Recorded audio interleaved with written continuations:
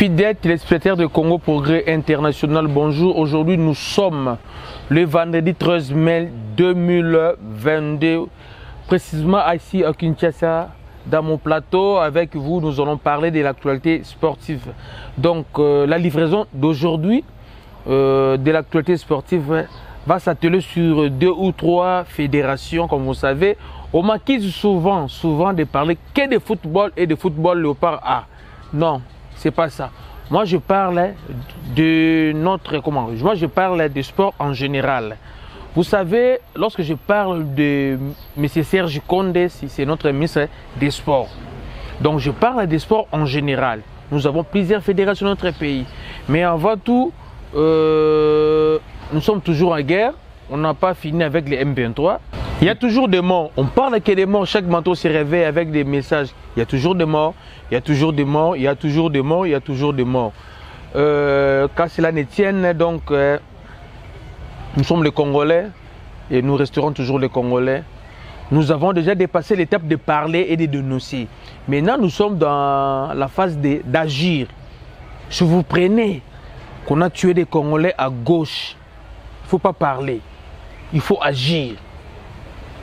Ouais, c'est ça. C'est ça maintenant, la nouvelle politique que nous devons adapter dans notre pays. Si on nous tue, nous aussi nous devons tuer. C'est ça. Nous n'allons pas traverser nos frontières pour aller tuer. Mais si on nous tue ici au Congo, nous devons aussi tuer. Ouais, que ya et ya. Ouais, que beba et beba. Nous ne sommes pas des femmes. Nous ne sommes pas des moutons. À chaque fois, les gens font des incursions dans notre pays pour nous tuer et rentrer chez eux. S'il faut le pourchasser, qu'on le fasse même 1 ou 2 fois, qu'on le fasse. Après, la communauté internationale va venir, tu solo là. On en a marre. À chaque fois, les Rwandais et après, non, papa, les Rwandais ne sont pas des robots. Ce sont des hommes comme nous. S'ils viennent au Congo, babomi biso, biso to bomi bango. Ok. C'est ça. Même ici à Kinshasa, s'il y a un problème, même si on veut l'argent de l'État au détournement, si tu as l'État pour un an, comme l'État qui est non, au Ibimbo à l'État, il faut pas kangayo, aux gens qui sont à l'État. C'est ça. Mais aujourd'hui, comme je viens de vous dire, je vais parler des 3 fédérations.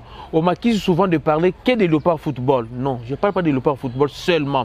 Parce qu'il y a d'autres fédérations ici à Kinshasa. Ce sont des fédérations reconnues. Mais qui n'ont même pas de bureaux. Des fédérations qui fonctionnent dans des mallettes. Des fédérations qui n'ont pas de championnats provinciaux. Hein? Une fédération qui n'a pas de championnats provinciaux. Qu'est-ce qu'on va faire qu'est-ce qu'on fera avec cette fédération? Il faut qu'il y ait des attentes. À partir des championnats provinciaux, on pourra organiser un championnat national et détecter des meilleurs talents pour l'équipe nationale.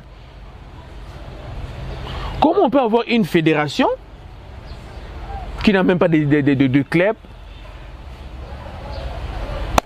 qui n'organise même pas des championnats provinciaux dans des provinces. Et la même fédération, et après vous direz que non, nous c'est le sport olympique. D'accord. Aujourd'hui, je vais vous parler de la natation. On va commencer par la natation aujourd'hui. Il y a eu 2 ou 3 personnes qui m'ont dit que vraiment j'ai le temps, 2-3 jours. Natation, non. Pour vous dire que non, on a beau y avoir fédération sous-souté. Ce sont des fédérations fantômes, des fédérations fictives, des fédérations qui existent qui dans des mallettes, qui ont des noms pour bouffer l'argent des contribuables congolais. Ouais? Aujourd'hui, je vais vous parler de la natation. Vous savez que la natation est un sport olympique. Je sais que vous allez fâcher. Mais c'est la vérité, que je vous dise la vérité. La natation. Il y a eu, je pense, 4 ou 8 ans passés, j'ai joué de Pékin, ou 4 de Pékin. On avait envoyé quelqu'un là-bas qui pompe, je pense. Azanaye, comment on appelle ça? Joe Bazanabi Chingobila. On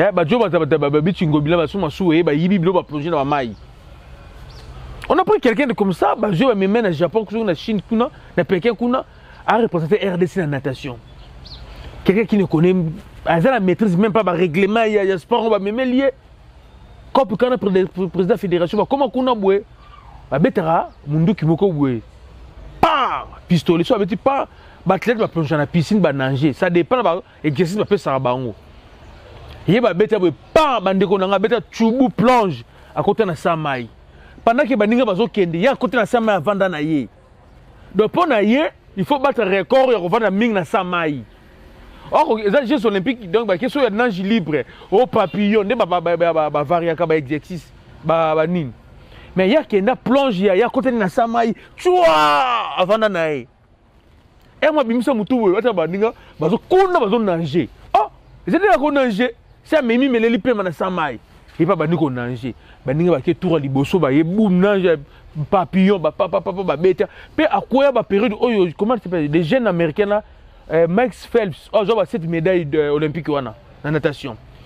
Baninga tout va bimi, papa, baninga tout va bima, na record mondial et l'équipe, papa, l'échec, il y a des chèques, abimi, il y a dans la session, tourne, il y a au sala. Oui, qui va mouvoir tala et carabité. Tout qu'il y a mawa. Il y a beaucoup de perches. Bende ou benda. Bima. Donc, si ça même pas tour. Bima. Donc, l'échec, il y a histoire en natation. Il y a 100 mètres sur qui nage libre. C'est un Congolais. Bende ou benda. Et les clubs organisateurs, les clubs, si Fédération canadienne de natation, Bazoye, c'est une bourse. À quel temps natation au Canada? Parce que la Fédération de natation, tout sur le nom de Congo, le nom vraiment, nous allons répondre peut-être dans 2-3 personnes qui ont équipé à Makamoum sous-souté. La Fédération de sous-souté. Le nom peut-être sur la natation, après on va mettre sur la balle et nous allons faire un sport. Papa, on avait 11 provinces, on a 26 provinces. Si on attend la ville, province sur 26 provinces, tout ça en haut. La province est dans la piscine. Kinshasa, Congo central. Toké, Tozui, province de l'Équateur. Province de l'Équateur, dans la piscine, en bas de la piscine des Ali. Toké na Kikwit, je pense même pas. Toké na Katang, Toké na Nord Kivu, Sud Kivu. Toké na Maniema, Toké na Ituri, Toké na Chopo, Toké na Katang, au moins sur 26 provinces, on a que 10 provinces où ils ont la piscine. Puis dans 10 provinces où on a piscine, la province Oyo, ils ont la piscine olympique. Ils ont la day. Katanga na Lubumbashi, Kinshasa a na province de Kinshasa a, même bas Congo, ils ont la piscine olympique.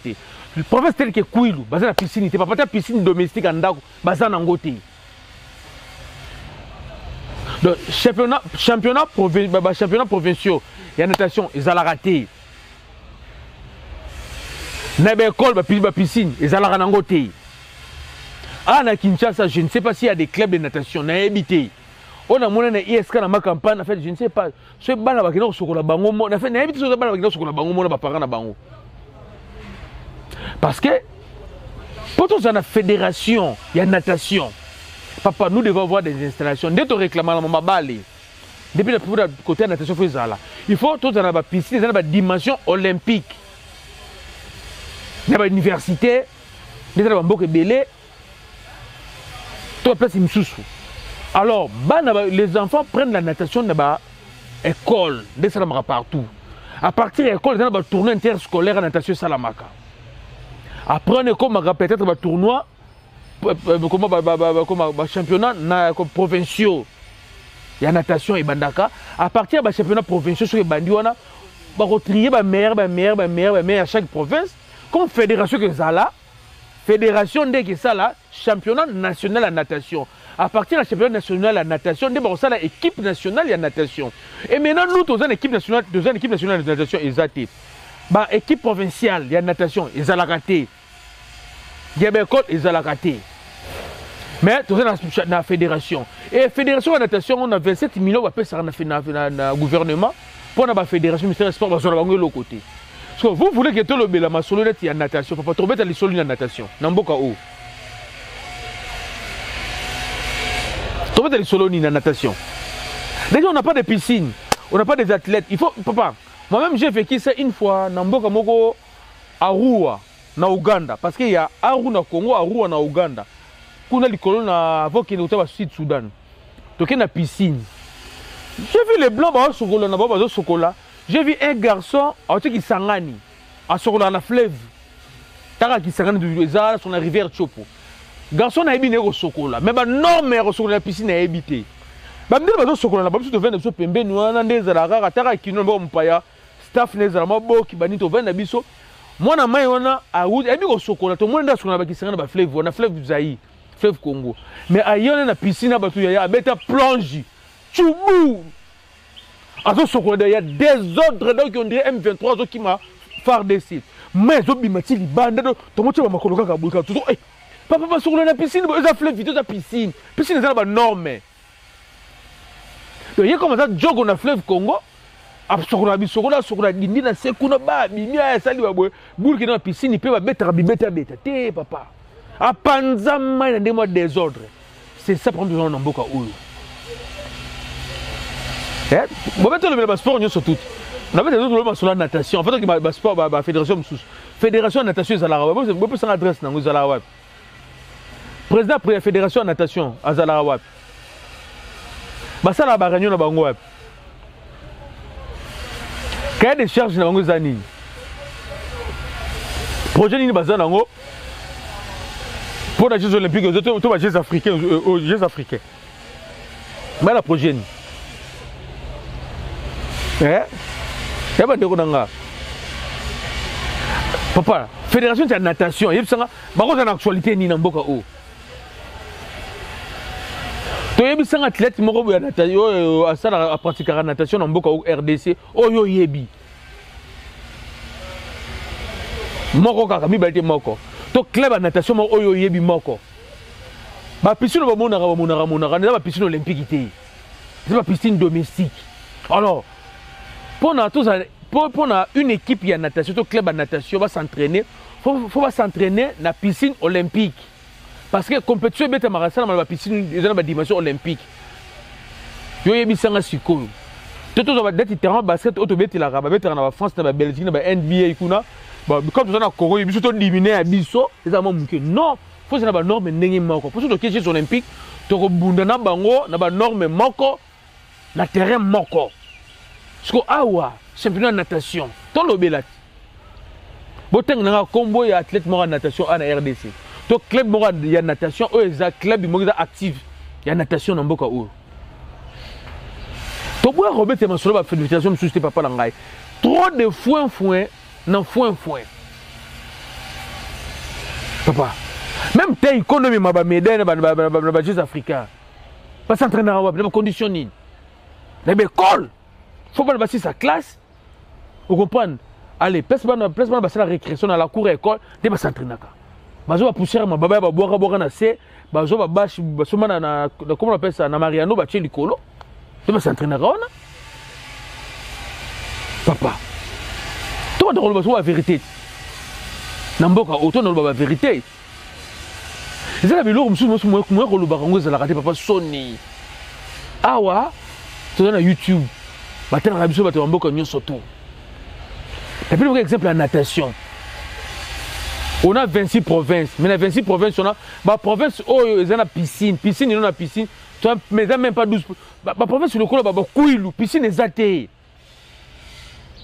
Ma province, sur le coup, il y a Chouapa. Piscine, il y a raté. Otouélé. Il y a Ziro Kuna. Piscine, il y a raté. Piscine, il y a raté. Le Koufa. Na ba bazouele na ba dourma ba dorima ba dungu au moins la piscine wapi on a des provinces dans la piscineité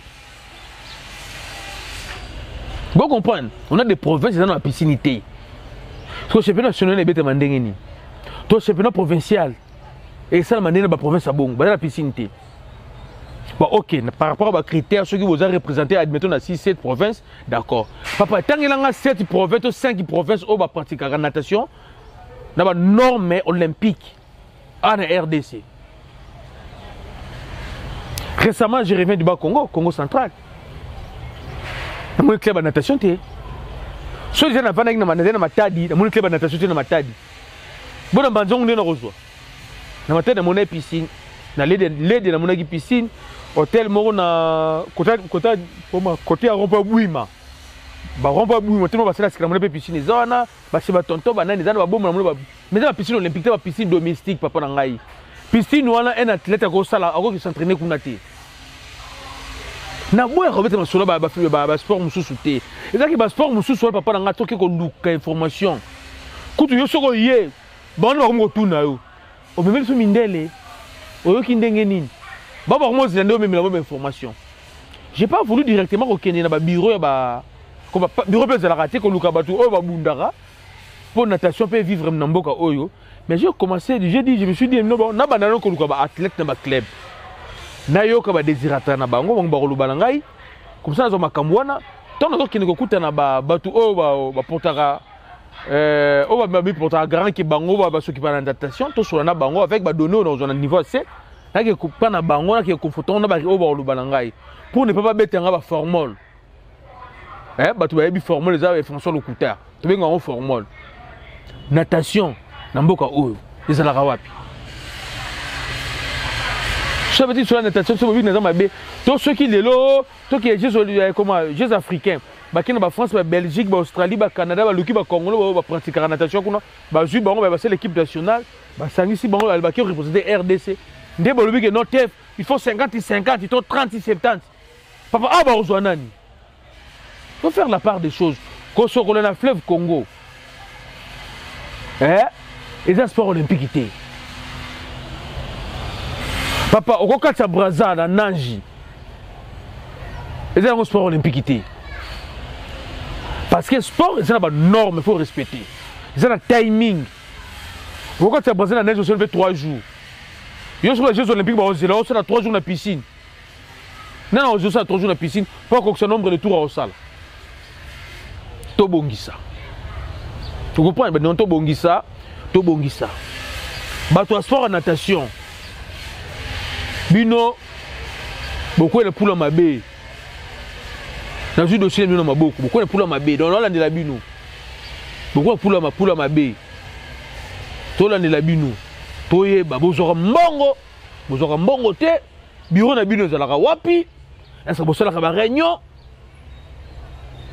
bo fonctionnera ndenge nini to yeba to yeba to là ndela bino nok bato o babiki na lobelaka kaka bale bo comprendre déjà que non na lobelaka kaka bale te c'est ba sport musu na Congo eza na ngondre latin la langue latine eza na ngora mais c'est une langue morte c'est ba sport musu awa ya ko mona raton to kenaka jeux olympiques on a RDC 17 athlètes balinga musu bakina délégation so yo 90 personnes biso so bakina 22 papa pourquoi parce que ça ba sport musu papa bato za na bangote ba ça la fédération mais bato za la raté. Il y a un Congolais, Plante Kibadi, aligné fédération, comment il y a la fédération rugby, comment il y a football américain à Kinshasa. Déjà, dans le stade de Martyrs, il y a côté de l'installation, pour moi, vraiment non mingité. Parce que le monsieur d'installation est allé na Mbujimaï, le stade auto bete rababa lewana, il y a maman comme on a football américain comme bete wana, mais ba décorer ba stade na bango ba tchara, en maman ndenge na bango. Mais yo ka siko auto ba organiser. Yo ka continuer ba pesa. Déjà, la fédération en soi a créé un Mboka au RDC. Il y a une autorisation en Mboka, personnalité juridique Azala. Azala n'a un bureau, mais un bâtiment équipé. Parce que le bureau, vous avez un bâtiment donc Azala bâtiment équipé. Dès que vous avez un bureau, donc sport avec football, migration, vous avez un bâtiment na bango. Donc vous avez un bureau zawana. Base à la locataire. Beaucoup de conditions, base à la locataire. Alors le club, il faut subventionner le gouvernement. Ozoka, puis les joueurs tout, ils ont un contrat, ils ont une équipe, un club na bango. Na contrat, ils ont perdre, ils ont souligner soins médicaux. Ozoka, soins médicaux. À part ouana, niveau d'études minimum. Pour peut-être l'équipe première, wana minimum, il faut 17 à 18 ans. Donc, on peut minimum pour l'équipe professionnelle. Il faut au moins diplômé d'État. Pour peut-être Vita, il y a football américain, il faut au moins diplômé d'état. Au moins diplômé d'état. Qui sport est organisé. Moi je organiser ndenge zali. Bandimi na bango fédération salama nango a mais pas ces conditions. Parce que balingo so voyouté. Football américain comme juste et ça la maraming dans l'université des États-Unis. De ça football ba mayele, ya ba tanga. Les sports ba tanga ba mayele. C'est le sport roi aux États-Unis. Football américain. Moi on ba kemisa ba condition. C'est ça. Na si ba be kota kota na te. Toujours na masolo na biso ndembo ndenge zalaka kaka na bosa ni pété coach Abou maman Esther Ngalula. Moi de 3 jours de sololité coach na poso na makasi coach Abou. Coach Abou na poso na makasi benga coach Abou so la ninga benga ngai to solo makamoko boye. Na masolo abale papa na ngai équipe na biso ya Mazembe o défendra biso valablement parce que ngai na zala neutre. Équipe na ngai FC Mikado ba papa ba yebi. Le plus jeune supporter c'est FC Mikado c'est moi. On a qui des de papa Mbosso, papa Keng, papa Biso Ndekaka, papa Mikado. Donc football Mazembe oya biso ya RDC Tolinga mingi. Mazembe abeti match aller, il y a demi-finale la Coupe Confédération. C'est là, dans le Bumbashi a gagné 1-0 équipe à coach Ibenge. Mais il faut mettre un retour dimanche au le 15.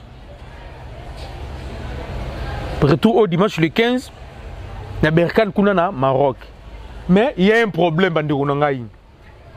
Balobaka so moni ndoki belela avant ngongo kende. Nga bandiko belela.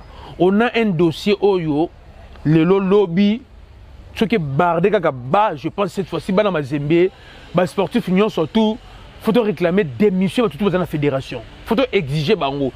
On va pas dire na gouvernement ton ministre ba kende pour ko ba keno ka fa ba keno ezala as bebo tikete nous les Congolais. D'autres plus question de financer sous FECOFA. Pourquoi j'ai dit ça? On a un dossier Awa très piquant, mal géré na FECOFA. Mais le dossier on est coûté Mazembe titre. Dossier on coûté Mazembe le de son amino boye qualification de la finale. Dossier des anini. Bande ko ngai.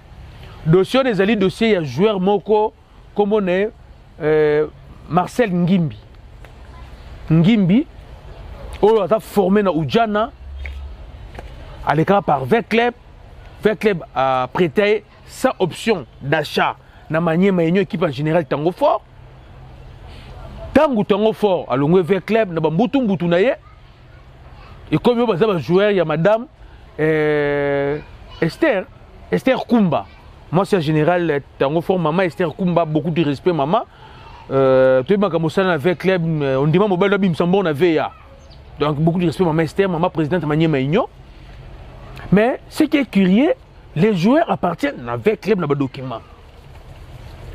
Joueurs qui se retrouvent dans Mazembe, Manier Maïgnon, au avec club a prêté joueur. A tekele était bon la Narabia tekele Ngimbi, a prêté Ngimbi. Sans option, il y a vente ni achat. Pour avoir tant de jeu, mais Manier Maïgnon à se permettre que la Mazembe joueur à Vita. Mazembe grand club qu'il est, à collection peu bon côté, Mazembe a ça qui lettre naïa demande d'informations sur parcours à joueur. FECOFA et nuire Mazembe en erreur. La FECOFA, notre fédération. La FECOFA a répondu à Mazembe que non, joueur ya Manier Maïgnon. Papa Dangaï, depuis quand joueur à Zalaka il y a Moutou. Abi joueur il y a bon, maman Esther, Tango Fort. Comme depuis quand joueur à Zalaka Moutou, joueur à Zalaka, il y a club. Les joueurs n'appartiennent pas à un individu. Les joueurs appartiennent à un club. C'est le club qui achète les joueurs. Si vous êtes un individu, vous êtes muet derrière le club a son joueur. N'y les cas de nous ne voulons pas, mais c'est ma bête match dimanche. Et qui a gagné, tout comme mercredi, bah suspendre le lundi, ou mardi, bah suspendre le résultat. Allez, comme il faut, bah la finale avant, après 4-5 jours, bah trancher qui m'a zémé. À sanctionné, puis à disqualifié. Il y a bêtise au fait qu'on fait sali. Et là, on est les cas. Général Tango Fort, Azalaki président à l'époque, il y avait club. Bon, on a bien. Président, il y avait club. Le coach Ibenge, Azalaki entraîneur et entraîneur manager, il y avait club. Papa n'a souci que Ibenge, depuis la nuit de temps, pour se faire football de jeunes. Pour écouter que vite imana ba jour kosa ba âge ba jour ba mikolo. Alors quand tu binton il y a qui même avec club abaki non il faut recruter ba jeune blong mabungu. Mais comme avec club bazali dans la Ligue des Champions de temps recruter ba jeune ezala non former ezala répéter. Ba kena na politique wana ba évoluer la politique wana ba kena na politique wana. C'était comme ça. Mais il y a un moment Ubenge accueilli à Sololi à soldat général bazala zalaka batali na Ujana. Ujana eza école de formation. Oyo baza na contrat na 20 mai. Ceux qui na 20 personnes mona ba s'entraînaka, même équipe de s'entraîner pe wana pour bâtir la pelouse synthétique pana bangwana ba bongsa, ba ça école de football propre. Ibenge avait détecté 3 joueurs. Parmi ces joueurs-là, je cite Ngimbi. Oh, pour les problématiques Ngimbi, il y a Luzolo. Oazana Mazembelelo, na Shadrack Muzungu. Oyo Azali na Berkam place Ibenga Azali. 3 joueurs wana. Na 3 joueurs wana bazwa ki wana. Ba sinisa ba contrat les mêmes jours. Contrat 5 à 5 ans. Donc c'est avec club Moutou Asomba 3 joueurs wana. Shadrack Muzungu, Marcel Ngimbi et Luzolo Sita. Luzolo 3 joueurs wana. Même contrat, même ba condition surtout 5 à 5 ans ba joueur avec club. Et là on est l'équipe. Ba Moutali Bossa mataki za Shadrack Muzungu. A Beten avec club a été remonté avec club dans la deuxième saison dans la quatrième saison et Simbaki. Il y avait Luzolo pas comme maintenant na Ngimbi. Mais Ngimbi en a qu'on s'imposer avec club. Vous comprenez? Ngimbi on a qu'on s'imposer avec club. Avec club a Ngimbi a prêté na manière union. Bon, on a vite après Ngimbi, na manière il y a des documents. Donc, général accueilli, maman Esther Tango Fort aïe, alobaki ba jouer ba bi Tango Fort na lam sous ba lende ba loyingi. Et c'est que donc Ngimba zalaka déjà na manière ba prêter kuna. Tango Fort ba kena maman Esther ba kena ba kuna na ba joueur mususu ba komi kuna. Tant ba komi kuna, Mazemba s'appelle un joueur wana na manière Mazemba sont ba joueur. Il fallait manière Maïnyo fait Mazemba. Non mon joueur s'appelle d'accord. À joueur dans ngati, à joueur avec club contre les ati na jouer il y a 2022 oyo. Bango baloba na baloba l'autre côté. Bon la nanga bien baloba et l'autre côté. Ba tekeli mes joueurs. Mazemba tant joueur à nous utiliser joueur. Mazemba elle soit Luzolo. Luzolo qui est au Lubumbashi après Luzolo qui est venu ngande na contrat na joueur ya Ujana mais contrat na tina avec club et sur la tina Tamboué. Luzolo zong Kinshasa. Mazembe ya solo na avec club pour na dossier Luzolo, parce que na avec club va continuer na Ujana accueilli. Shadrack Muzungu comme vite ateka en Égypte d'abord, vite ateka sur le Maroc parce qu'il Ngazali. Ngimbi au avec club a prêté la manière Maïnyo a frappé Mazembe ateka le Mazembe. Et maintenant avec club après ni avec club qui a fondé na Lina Foot na fédération. Fédération c'est une preuve, avec club elle ba preuve qu'a prêté joueur na manière Maïnyo. Parce que manière Maïnyo l'accès document sont ba joueur na Ujana, manière Maïnyo na document na te que o asomba Ngimbi na Ujana sala na ngote. Avec club na document asomba Ngimbi na Ujana. Vous comprenez? O asomba Ngimbi na Ujana. Avec club na ngo, azana document oyo a prêté Ngimbi na manière Maïnyo azana ngo. Mais document oyo que non Ngimbi kende. Mazembe avec club na ngote kolo joueur azana ngote mais manière Maïnyo se retrouver dans document wana. Ça crée un problème. Fédération kata dossier. Fédération a répondu Mazemba sera demande il y a renseignement sur joueur fédération a concerné Mazembe pour aller nega Kambongo. Papa et comme problème fait que va mener ba nuni ba document tout fait que va jouer raison. Comme ton objet éliminatoire mondial fédération to kata non OT parce que to kata Mazemba a sanctionné ba retirer ba match tout au Ngimba beti. Et comme ta jalousie Mazemba ko wana sur ta fédération et votre jalousie tout ça c'est pelaté et ko compliquer qualification na biso ba gela dossier. Papa, si tu as le mois mondial, vous comprenez? Si tu as le mois mondial, d'accord. Mais quand tu as nini, et comme le problème pour la nini, c'est parce que ce bakati, vite en raison. Mais Mazembe automatiquement, dans la Coupe d'Afrique, va retirer payé. Va retirer Mazembe. On s'est disqualifié, n'a pas mande.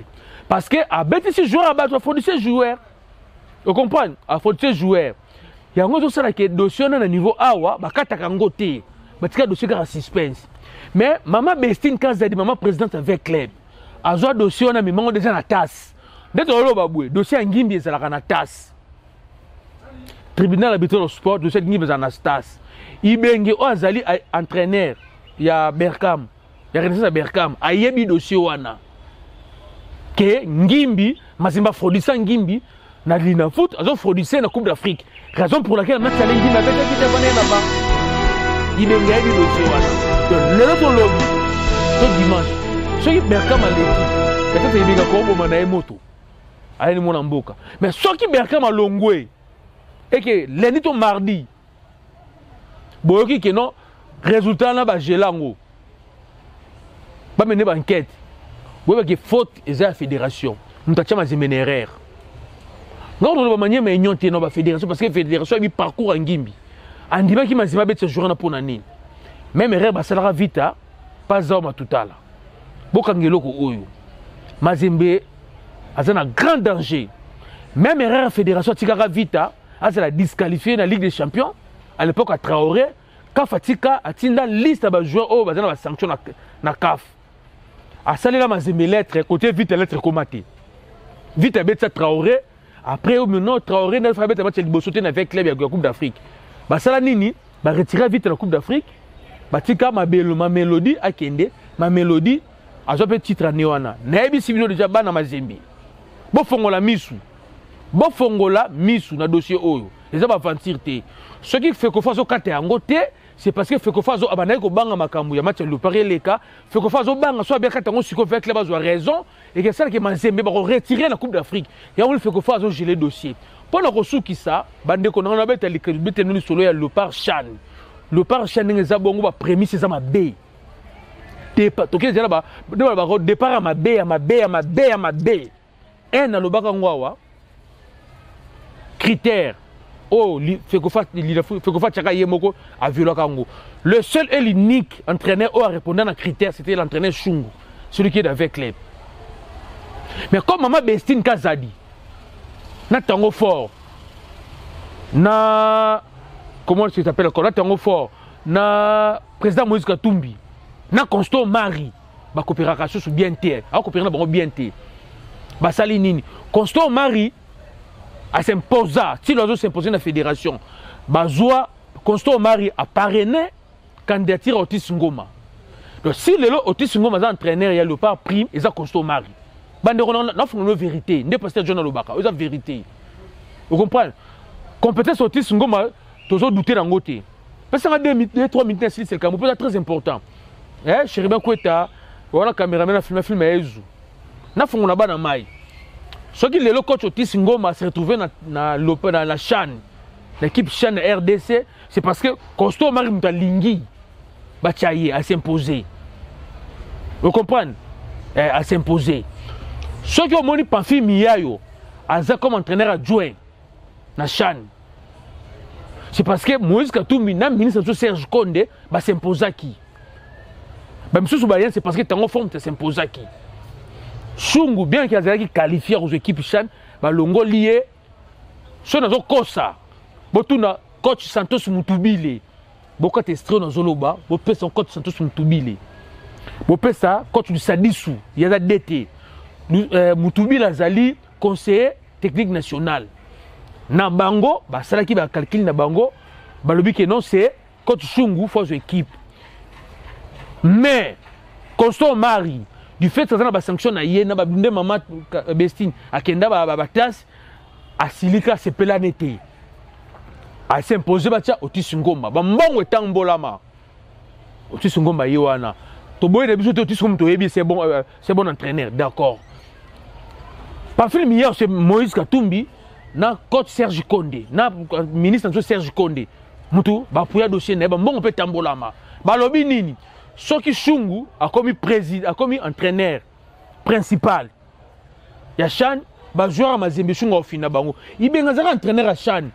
biso tu ba ki Jean-Marc Makuso azane fa avec club yem tu la titulaire to mona koma bolingi papa boni boka bolomboka boyeko boka bolomboka bo poani bata mazembe pona ba binoso ba shungu shunga ko étouffer ba joueur mazembe yo un raisonnement c'est l'équipe nationale papa Isaac Lebita ba guerre na bino yo bo même équipe nationale poani ndo bo be karta shungu sona zo kosa bo benga coach Santos bo benga coach du Sadiso za DT na biso boka testre oyo bo tinde la bango bazala honnête ba répondre nous sona zo kosa na zo ba bino politique et coach na makamwana ndo moni ba longoli shungu benga batia shungu azala adjoint ya Otis Ngoma ne peso miya azali shungu atali Santos Mutubile na l'autre na entraîneur Lusadisu babiba bondeli shungu atali no ba okeza mboka comme les na ngote shungu ndimi Moïse Abimi na Serge Konde ba s'imposer batia Lusadisu atabi no moko bokati na première place bokati na deuxième papa shungu azana c'est miyayo yo moni shungu pe abuda na ye abendana na ye vous comprenez toza le susu awa coach Santos Mutubile na directeur technique national Lusadisu ba fi shungu comme kuna simbité tozo solola na yo ozala adjoint ya Cooper parce que batali côté qualifié shungu loko distribution ezala langote ale même le plan ko même ibengi même na terrain après ça va résultat na bien. Ben non, je suis d'accord, problème est en côté. Mais Constant Marie encore. À cause de la Mouini Zahira, à Tiaza, à Joe et Tor Cooper. Constant Marie, comme il n'a pas Congolais, papa, mets ta basket. Tu mets des baskets. Quel est notre entra? On est dans la fête, tu n'as pas besoin. Papa, expertise, on a tout ça, on a tout ça. Rai, train, à la sous-souté, pas bateau, à la sous-souté. Et Constant Marie, quel est notre entra? Quel est notre entra? Quel est notre président Besson entra? Si quand on m'a balle, Constant Marie, je mets ta balle été. Les comme m'a balle de Constant Marie. Eh vieux, tout ça l'on et comme problème basket peut foot à bon, quel est la basket, beta balle été Constant Marie. Ata balle bille beta té. Balle bille yo Constant Marie beta té. Sur les Camerounais ni on a fait kofa. Québec na la fédération basket qu'on a.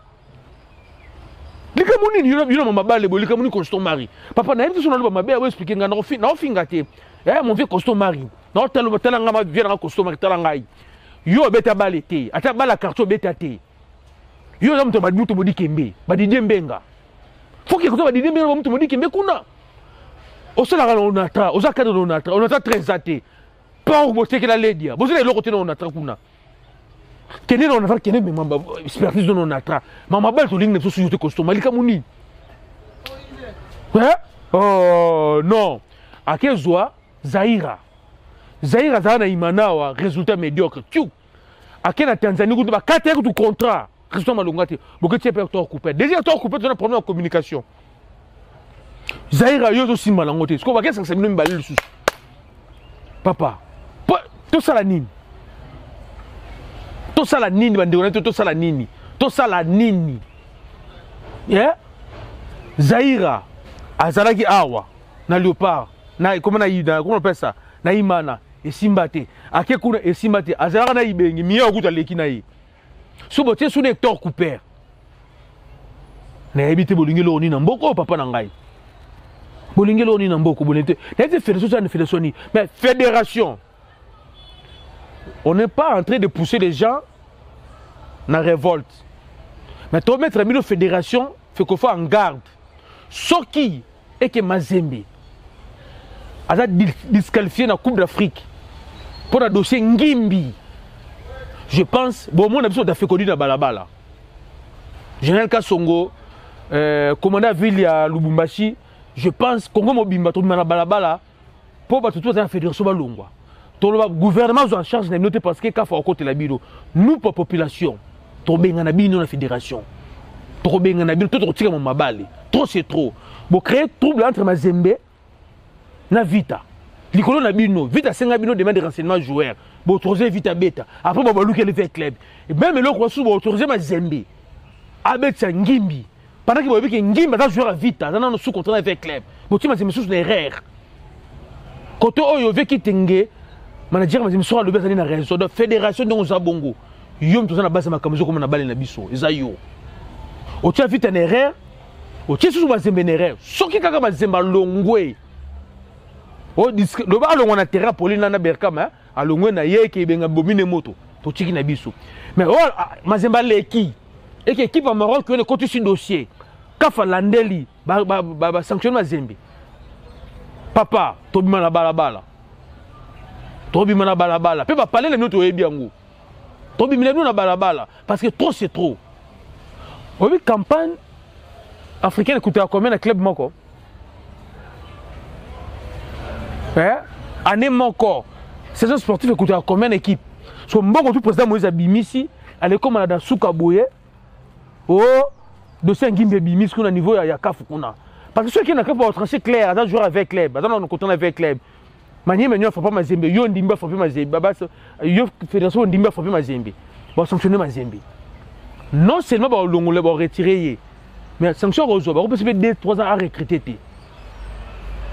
et loko on a zolo bande ko ngai to za la vigilant to kanga ba gutu to sambela et les bien mais boye ba kango yebo be coach benga na menace kuna na berkan boyebi c'était prévu longola ye boyebi ngo donc ami on a finale à déjà demi-finale ata longwe vous pensez que benga rotika benga rotika que ngana longwe ba longona za club po là c'est ça Moïse dans c'est sa fédération eta libinoana vraiment li sur kola li sur ngeza bande ko ngai to la to la muka ba za toujours na sema Mazemba gagner tu veux que les candiens mais bête finale doit finale wana pour cette chose to zangwana bino to bolo barake fédération fédération to le belaraté le petit exemple la fédération mora natation inexistant fédération fantôme on comprend na démontrer bino que non fédération existera na Kombo de ce bolingi pe na luka fédération sous lobby na bête na luka na Hollande ba partir à lelo na ndimi ko tshaba carburant na tambola ka merci bien batutu oh bazana bonne volonté peut-être au suma tamo carburant merci vraiment ba basta tout au peut au ben na te mikolo yo bo comprendre grave que non na kini bana kini na kene entraînement ya renaissance ba moninga ba yambinga ndete za ba leki nga chombo ndena muxo numéro ba tunyo surtout mais na ju déjà chombo na 6e sim blanche déjà likaba ko kama lisu bandiko na ngai lin a na Kinshasa c'est de tout le monde. Même avec club à Ebi Gorbet mardi le 17 championnat national Lina Foot na Renaissance. Renaissance Ebi Gorbet na Vita le 17 mais calendrier zati. On va publier calendrier té. Mais avec club à Ebi qui mardi za na match. Renaissance Ebi qui mardi na Vita mais calendrier zati. Donc calendrier zaka ya match moko. Vita na Renaissance va publier pété. Mais plus grave encore ba na Renaissance. Notre entraînement na bino na Tongo. Na mon Renaissance c'est s'entraîner au Renaissance à Willy Mandala. Après midi, au Renaissance, c'est s'entraîner après midi, Lélo, et ça, il y a Moukouna. Donc, comme des Renaissance. Je ne sais pas, mardi, en tout cas, c'était tout à la souke et souka n'engenin. Vraiment, merci, Bino Toubolinga. Pour nous chiter, Banderonangai, Nalasaki, SOS Moko, Tosunga, sport, Namboka, Oyo, et si vous avez partout dans le monde, si vous avez un équipement sportif, il y a sport, Nyon surtout, Benganga, na numéro Bimina, c'est Oya Congo. Bengangai, Tolukamona Zongo, Topé sa battelette Nabiso.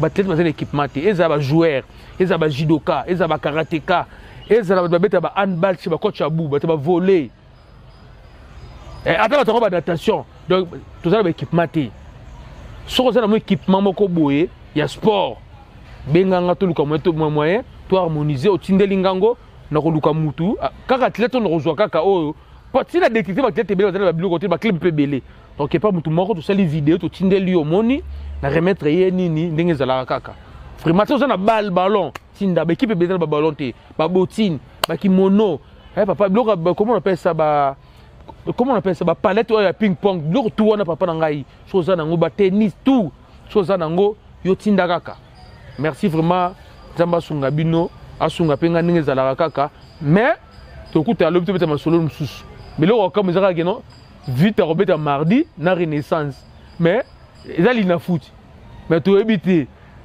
ba robeta ba préparer ba match na calendrier ni ba robeta mardi vraiment nzamba battre la biso même moral bandeko tout ya Goma bandeko tout ya Ituri bandeko tout ya Bukavu bandeko tout ya Shabunda ya Mushake bandeko tout bazona Rutshuri nzamba za na bino to kutani lobi merci.